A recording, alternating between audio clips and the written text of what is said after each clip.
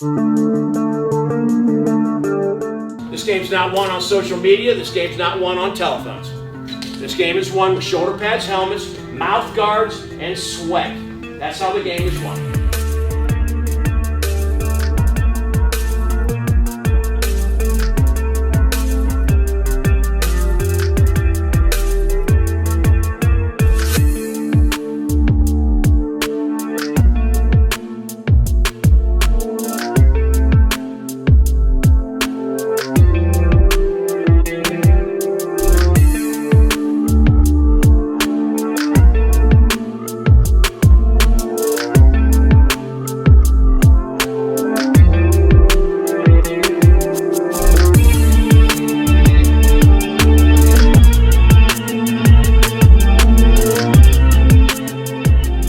Welcome to week 4 of the Bill Nice's Coaches Show brought to you by Dick Lumpkins. Got a bump, call lump.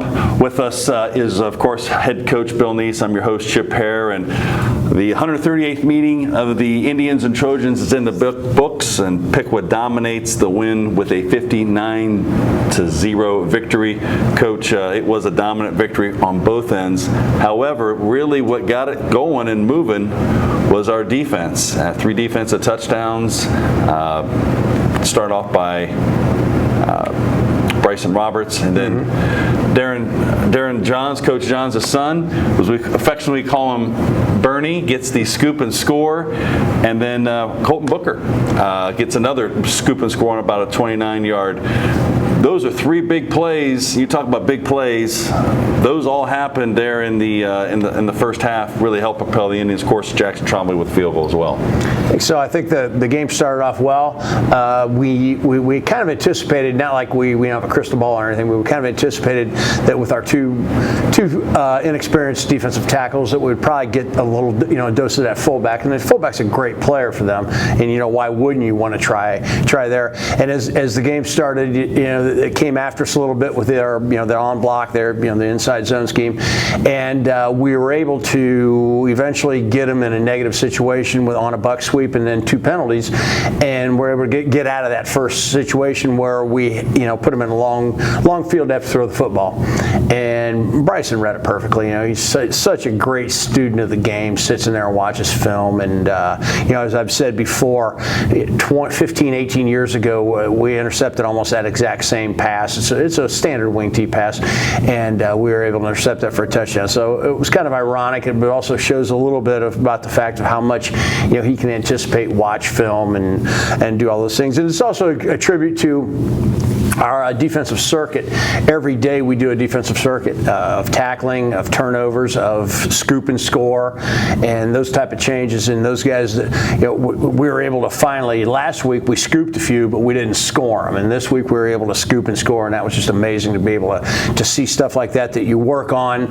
And now today when we did it, we're on the field at 8:30 in the morning on Labor Day, and no one else is around, but us, and it could be a little dreary, so to speak, and those guys are all jacked up and pumped up because they're doing the scoop and score drill, and they know that could possibly be them at any point, and you don't want to reach down and not come up with the ball. So it's good to see stuff like that show up from practice and then show up during game. Well, Coach, you talked about the film and the preparation. So those things just don't happen without knowing and being and practicing and putting yourselves in those situations. Those guys certainly answer the call. So I'm sure practice this morning was a little more uplifting, coming off the win, but also knowing that the drill work that you're doing is actually going into play. It is, and it's a tribute to our coaches, sitting down and making the films. They don't just say, well, here's a film, go watch it. They specifically make films for each position to feature certain things that they want to show and kind of get a theme. Okay, this is this, this is this, and they really become teaching tools.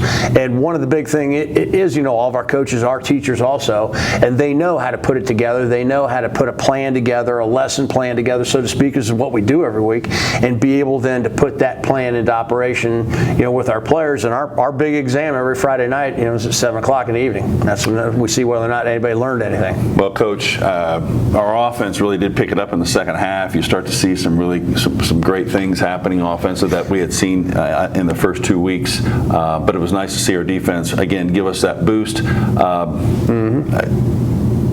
we talk about special teams and don't over it, but again, having a guy like Jackson Trombley, hey, we're close to scoring. You have a decision to make of, hey, do we kick or do we go for it? And you're a situation where, hey, we can put some points on the board, and Jackson was able to respond, and it's nice to have a weapon like that in your arsenal. It is, and he's continuing to amaze me how much he's improving, and how do you improve from last year? Well, he's shown how he has. His consistency is amazing. He used to kid me all the time that I don't necessarily trust field goal kickers because I'd rather go for it right. on fourth, and now I'm very comfortable that if we can go ahead and get that 3 points and get something on the board, re-kick it, get them back the other end, and start over again. The biggest concern that we had was there was a couple times where our defense, we got that scoop and score or had a 3-play out and had a bad situation on a fumble, and then everybody celebrating, and I'm like, hey, hold on here. Now in 35 seconds, the defense is going back on the field again. So those guys did a nice job of being able to say, hey, wait a minute, the offense is not coming on the field. We got to go back out there and do that again. So we were very pleased with the conditioning that we had Friday night. I thought our players held up. It was kind of a hot night, and I thought our players held up pretty well. Well, no question that they did. The conditioning, certainly, the Indians looked good as we went into even the second half. Great crowd, was able to enjoy a good win in a lot of ways. Before I wrap this up, I did get a question of, was that the biggest win that Pickwas had over Troy? We looked it up. It was not. It actually goes back to 1917 for those people that like to know a little more facts. Indians had actually played Troy twice that year, won 66-0 and 60-0. So just a little known fact. Again, we even the score. We're 66. We keep the trophy back here in Pickwa for another year, and now it's on to Xenia. And we get 24 hours to enjoy it, as you talk about, and now it's moving on to an outstanding Xenia team and what will be a very good team with two teams that are coming in unbeaten. Yeah, and to finish off the weekend, it was a great weekend, and it's hard not to enjoy. The Saturday morning we got up and the JVs went over and won, and then the freshmen went over and won, so we had a full sweep of the three. Enjoyed it a little bit, and then here it's Monday morning, and we've got and this is the type of people want to call it culture, people want to use different names for it, but for us they're called expectations and standards. And for us, we had our entire football squad here today, ready to roll. No one had an excuse. No one had anything else to do but get here on Labor Day and do some laboring. And I'm very impressed by that. I tell our team all the time, once you get past that you do something because you're afraid of me, and you do stuff because it's an expectation. And we don't necessarily have a lot of rules around here. We have a lot of expectations. We have a lot of standards. And those guys just know nothing else, but that's the standard that's been raised. And I just hope that we can continue to have those type of people in our program that continue to keep those standards at that high level. That you're coming in on Labor Day and no questions asked. You're here 8 o'clock in the morning, weight room, coming out here doing major conditioning today, and then finishing up with fundamentals. At one point we had an inside run that we had to shut down because it was getting a little too scrappy. And I said, hey, let's hold on, let's save that for another day. So it was a great day. They're getting after it this morning. They were getting after it this morning. The linebackers came running over here. Next thing you know, they're screaming about something, and the H-back started screaming about something, and we had some fur flying. Coach, the good programs, the good teams, as you talk about it in culture or however you want to mention it, they put the work in. Way before, it wasn't last week they just put the work in. This has been a year worth of stuff in there. Mm-hmm. Now getting the fruits of their labor, so to speak, if we can use that as a word of the day.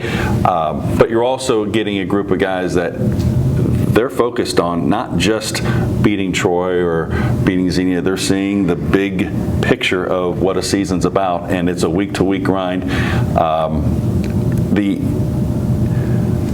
The transition, Coach, of a big game like the Troy game and transitioning it into the next week, talk a little bit about that and what's that look like for you in the locker room? Well, I think it's easy. It's easier if you practice what you preach. If you say, hey, we're going to take this week 1 week at a time. It's 10 different weeks, and you actually do it rather than, okay, we beat Troy. Okay, and hey, everybody, no practice tomorrow. Okay, I'll see you guys Tuesday. Let's take the whole weekend off. That type of, and you can't do that. And our players know that the coaching staff is consistent, and their expectation is that they have to be consistent also. And so as a result, I have no problem with the fact that we came in today and all eyes, 100% all eyes, are on the Xenia Buccaneers. I mean, when those guys sitting down in that film room, they want to know everything about it.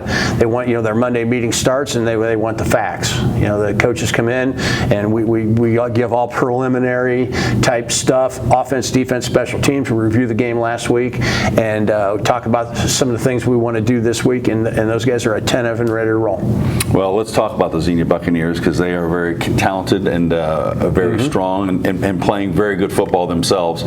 They also played Troy, which I guess is a kind of a measuring barometer of where we've played a similar opponent, and they had a big win against them as well.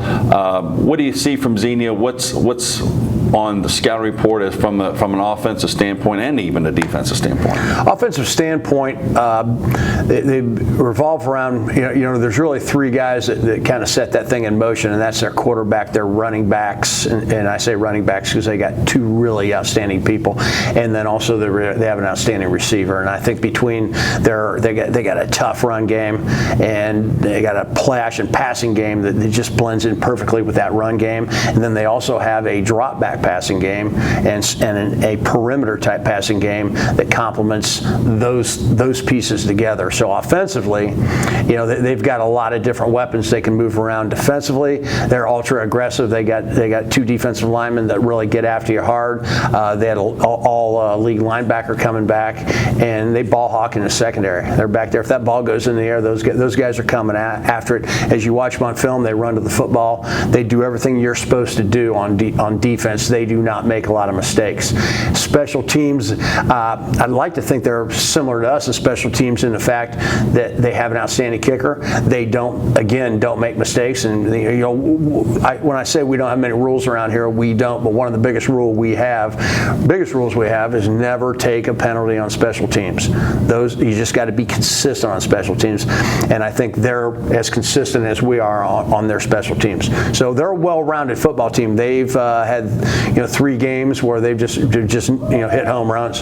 They hit home runs. They have big plays. This past week against Fairborn probably ran almost maybe 1.5 times more plays than they did, but they were just hitting chunks. They were just out there shooting them, and we got to make sure we keep everything in the ballpark as much as possible. For Xenia, if you remember, I remember last year they had a very strong bracket you talked about, but their wide receiver, if my statistics are correct, I saw he's he's leading the league in as a receiver, and it might even be in the Dayton area. When you have athletes like that, it's a different, and they're well coached. Again, you're coming in though. It's not something that our guys haven't seen before. They've seen these kind of teams and kind of these players, so it does help that we've played good competition in the postseason. But this is kind of, if I can say postseason, this has got a kind of a postseason game feel to it. Yeah, it's good. In our angle, it's going to be a massive game for us. I mean, we're looking at the fact that our defense is getting ready to take on statistically the number 1 quarterback in the league, statistically the second running back in terms of rushing yards, and the leading receiver. So that in MVL statistics, they're leading all 3 categories. And I know we got some people that are up there in those categories also. So I think in both sides, everybody's got their hands full. No doubt it'll be a good game. Game will be at Xenia on Friday night, 7 o'clock kickoff. Again, that will be at Xenia. Game we'll have highlights, and we'll talk more about that later in the show on the Indian Nation station. Coach, let's talk a little about our own guys right now, in particular our leaders. We've had outstanding performances all year by a lot of guys, but 2 who are featured on today's show who have been not just great this year, but have been good for our program the last several years. Quarterback Brady Ouhl and our 2 offensive defense specialists, Sam Schmiesing. When you talk about both those guys, it's very hard to capsulize what you think about those two guys in just a small amount of time. Yeah. I think Brady's been running up and down our sidelines, similar to my sons for what seems like a long time as a ball boy, and then eventually worked his way into our starting quarterback position. He hasn't lost many football games being the quarterback at Piqua, and he has a way of getting things done one way or the other. He's a winner. He's a competitor, and that is shown this year. He's completing an unheard of 82% of his passes. Unbelievable. That's incredible. Unbelievable. This past week, we have a statistic of the week. One group who we think stand out. Last week was our offensive line. This week, our stat of the week was our wide receivers, and each of our wide receivers had a chunk play. A chunk play is over 30 yards. Each of our wide receivers had a chunk play, except for Elijah Frazier, and he had a chunk play on a punt return, and then he had 2 pancake blocks. So that group was outstanding, but you got to remember those chunks were coming from one arm. They were coming from one arm, and he hasn't been sacked this year, and there was a couple times where he almost was sacked, and he was able to get himself out of there and save our offensive line. So for all those reasons, he's just a special quarterback. He's a special guy, and we've had some really good quarterbacks, but he'll go down as one of the best, if not the franchise when it comes to quarterbacks. Now Sam is kind of, him along with Bryce, is almost my right-hand man on defense. I mean, he's a guy that I can, like today when we're watching films, twice during films, I said, Sam, when we get in this spot, I want you to do this. Just remind me later on in the week, and he'll have it. He'll have it down. He's got great eyes for the field, and he's been able to play just an outstanding middle linebacker for us for the last 3 years. The biggest change is we knew he could carry the football, but not like he carries it this year. And just the difference between a junior to senior year, we've seen that with a lot, with Karan, with Medley, and some of the other guys. I mean, he just grabs that football and runs like he's mad, and he's not going to be tackled. Runs with a purpose, for sure. Runs with a purpose, and he is just putting the feet in the turf and just grinding, and it's just incredible the amount of things he can do for us on both of those sides. He's the main guy on our punt unit. He makes sure him and Bryce are right in the middle, making sure that they're set up that we can cover anything that someone's going to rush. And when you think about that, it's amazing that you never have to worry about whether or not somebody's going to give you something a little different on a punt or something. That he's able to do that. So he's still involved in our special teams quite a bit. So and just the fact that he's built himself up in a weight room, and he's a third leg in our 4x1 team, and that says a lot about those guys too competitively. Also, Brady's a heck of a baseball player. Schmiesing's a heck of a track guy. When you get that 2-sport guy, 3-sport guy, they get that competitive edge, and they just want to win everything they do, and that's what those two guys exemplify. We could talk about coaching all the pieces that come into football, fundamentals, film, as you were mentioning, but you can't always teach competitiveness, and those guys have instinctual competitiveness that really take it to another level, which then leads to their leadership. And you got a group of guys in this locker room that are a lot of natural leaders. Those are two that people follow. They follow because they just don't. They say what they're going to do, or they do what they say they're going to do. They're great vocal guys, but also great example guys. Yes. And I think that's the case. In both of those guys, we have maybe 5 or 6 guys just like them, and they exemplify the motto. If you're going to be a good or great football team, your best players have to be your hardest workers, and our best players are our hardest workers. Yeah, Brady and Sam, certainly good ones, and I know that they will be a big part of Friday night's game at Xenia. Coach, we certainly wish you all the best as you get in your preparations for the rest of the week for Xenia, and good luck on Friday night. Thank you. Yeah. We will be back. We're going to talk to Sam. We're going to talk to Brady. We're going to talk a little bit about them and what their thoughts are of not just the Troy game, but the season upcoming. When we return again, this show brought to you by Dick Lumpkin's Auto Body. Welcome to part 2 of the Bill Neese's Coaches Show. We are the players portion, brought to you by Dick Lumpkin's Auto Body. Got a bump? Call Lump. With us are two seniors. We're going to have you guys introduce your name and the position you play. I'm Sam Schmiesing. I play middle linebacker and running back. I'm Brady Ouhl. I play quarterback. Well, Brady, let's talk real quick. Review Friday night. I know Friday night was a big game for a lot of reasons, particularly you on a personal level. This senior class sweeps the Trojans all 4 years. You get the win. We keep the trophy here in Piqua. Obviously, dominating them was a nice win, but also winning in the fashion that we did at home in front of such a great crowd. What was your impressions of Friday night? Not Troy. That's your dad. Yeah. It was great because I don't think I've ever seen the home crowd that many people. It was great to see everybody come out. The offense didn't play like great in the first half, but the defense had 3 touchdowns. You can't ask for more than that. And then the offense came out. It was great. My goal going into my freshman year was never lose to Troy, and to be able to do that was something that not many people can say they did. I'm going to bring this up since I mentioned your dad. Him being the offensive coordinator, you also had your brother on the sideline. There was a picture taken after the game with the 3 of you. What was that like for you to be able to share that moment with your dad and your brother in that moment afterwards? My sophomore year, my first start was against Troy, and it kind of, that's how my career started. Having them back, my career's not ended yet, but it's kind of like put that cherry on top, Sure. Full circle. Yeah. Sam, your family, your brothers have been a part of this game, and that you knew what this game meant as far as the history of it, not just because it's Piqua Troy, but also being in the family. What was that like for you Friday night, and to have such a great performance like you did? Yeah, it was huge. Seeing the fans on both sides, even Troy had a good turnout, so just playing in front of all those people, and then just winning, having Coach Mitchell at the pep rally helped us because he's started it all, so going 6-0 in junior high and high school. I don't think my brothers ever did that. So once again, you one up. Yeah, exactly. Yeah. Well, guys, we now turn our attention to the next one, and we got the mantra has always been enjoy it for 24 hours, and then the next day it's get ready for Xenia. Obviously, this is a big game for a lot of reasons. You guys have had very competitive games, even going through junior high with Xenia. So, talk a little bit about this game for you and what this means for you and our program and team. Yeah, it's a great opportunity, I think, for us as a team to build our confidence even more. But 2 undefeated teams we both played Troy, so we have that to kind of scale off of. So I think this will determine how good we truly are. Yeah.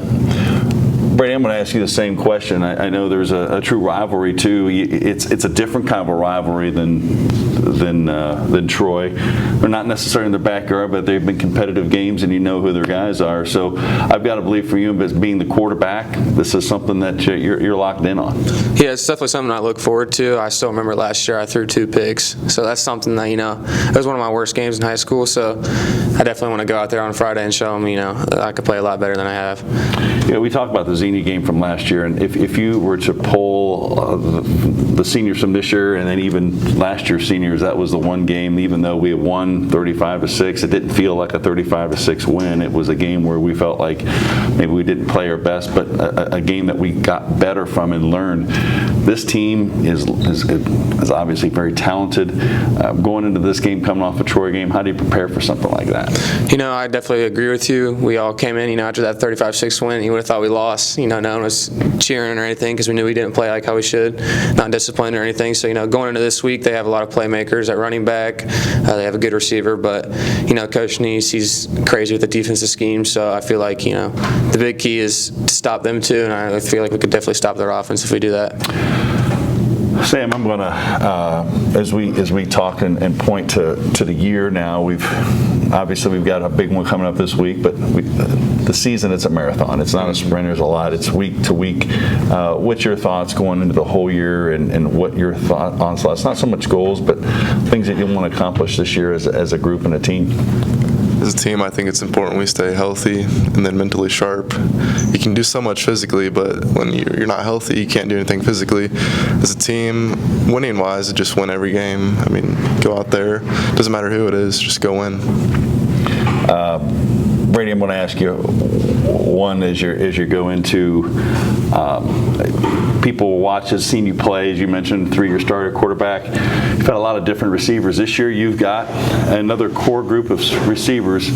How's it for you to know that you've got guys this year, you're in your past, including your brother, your sophomore year, to know, hey, you got a good arm, but you got to have good guys you can throw to and catch balls. Yeah, I definitely think through my high school career I've been lucky. You know, we've reloaded every year that I've played quarterback, so I definitely had targets and playmakers, so I just know I just got to get them the ball in space and let them do their work. You were talking right before the show went on. I think it's important. I know you'd want to give them a shout out as your offensive line. Your offensive line has been outstanding for you this year.